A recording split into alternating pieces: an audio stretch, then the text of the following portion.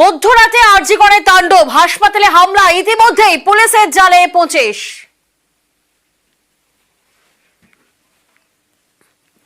মধ্যরাতে স্বাধীনতা দিবসের মধ্যরাতে যেভাবে তাণ্ডব চলে আরজিকরে, সেই ঘটনায় পুলিশ ইতিমধ্যেই 25 জনকে আটক করেছে।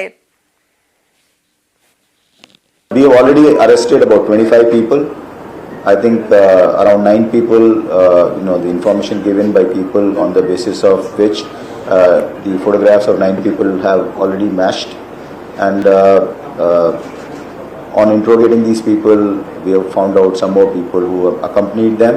Maybe their photographs are not there as in the photographs which we have circulated, but we are arresting them as well.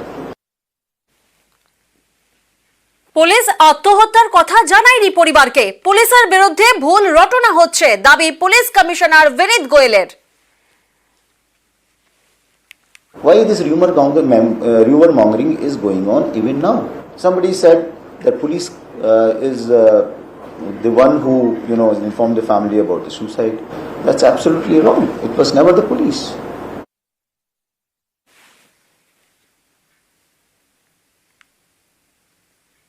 গভীর রাতে আরজিকরে তাণ্ডব, পুলিশের সামনেই হাসপাতালে ঢুকে ভাঙচুর চালানো হয়, আক্রান্ত হয় উর্দিধারীরাও। ব্যর্থতা শিকার কলকাতা পুলিশ কমিশনারের। হামলাকারীদের অনেকেই এখন পুলিশের জালে, কেউ কেউ আবার এলাকা ছাড়া।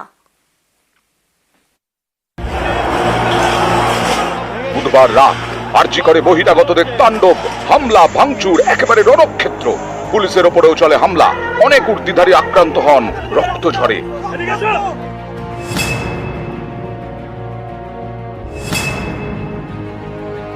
Numerous number of places where large crowds had gathered. It is very, very difficult to make an assessment. আমাদের sufficient deployment ছিল, DC level officer ছিলেন ওখানে, DC not personally present ছিলেন ওখানে। উনি নিজের চেষ্টা করেছেন, ওনার সঙ্গে যা ফোর্স ছিল সমস্ত রকম চেষ্টা করেছেন। If you say that it is failure of assessment, yes, you can call it. It is failure of assessment.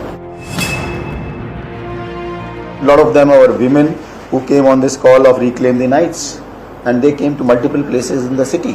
Now, if there are a group of people who came with this intent to do something like this, I think it's just give us a little more time. We should be able to discover. আরজিকরে মহিলা চিকিৎসকের খুন, ধর্ষণ, এর প্রতিবাদে আন্দোলন, তার মাঝে আরজিকরে তাণ্ডব। কেন এমন হলো? কোথা থেকে এলো হামলাকারীরা? People have come from, somebody has come from Havra, somebody has come from Nagar Bazar, somebody has come Vidhan Nagar, somebody has come from Damdam. People have come from lots of places. মধ্যরাতে তাণ্ডব, হামলাকারীদের খুঁজছে police. তাদের পরিচয় জানতে চেয়ে social মিডিয়ায় ছবি পোস্ট করে লালবাজার।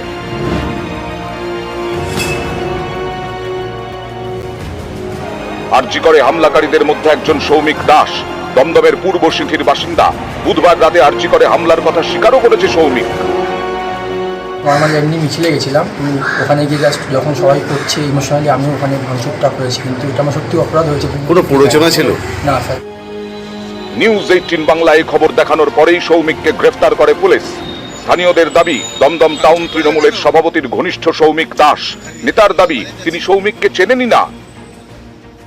ছেলেটির নাম কোনোদিন শুনিনি, জানতাম না। আমাদের তৃণমূল কংগ্রেসের সঙ্গেও কোনো ওয়ার্ডই জড়িত নয়। এবং পরবর্তীকালে আমি আর যেটুকু খোঁজ খবর নিলাম ওই ছেলেটির সম্পর্কে, আমি দেখলাম শুধু তৃণমূল কংগ্রেস নয়, এই অঞ্চলে কোনো রাজনৈতিক দলের সাথেও সে জড়িত নয়।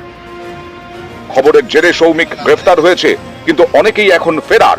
যেমন পাইকপাড়ার ক্যাম্প বাগানের জিৎ বিশ্বাস ওরফে বাবলি। কলকাতা পুলিশ সোশ্যাল মিডিয়ায় তার ছবি পোস্ট করেছে। আচ্ছা, এই যে ছবিটা চিনতে পারছেন? হ্যাঁ চিনি। চেনেন? হ্যাঁ ভালো করে চিনি, আমাদের এখানে সবাই চেনে, পাড়ার ছেলে। ওর নাম বাবলি, এই তো আমাদের ক্যাম্পবাগানেই থাকে। এই কে হয়? ছেলে। ছেলে? তো মানে এর ছবি কলকাতা পুলিশের ওয়েবসাইটে প্রকাশিত হয়েছে, তুমি জানো তো? না, ও গেছিল কিন্তু জড়িত না, ও দাঁড়িয়ে ছিল ওখানে। ওরা মোমবাতি নিয়ে গেছিল, ও কোনো রকম ওই অশান্তিটাকে দেখতে গেছিল যে কি হচ্ছে ঝামেলাটা। বাবলি কোথায় এখন?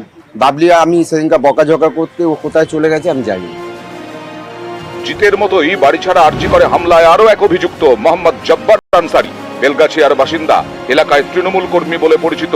বৃহস্পতিবার থেকে খোঁজ নেই। আরজিকরে হামলাকারীদের অনেকেই এখন পুলিশের জালে। শুক্রবার 9 জনকে শিয়ালদা আদালতে তোলা হয়।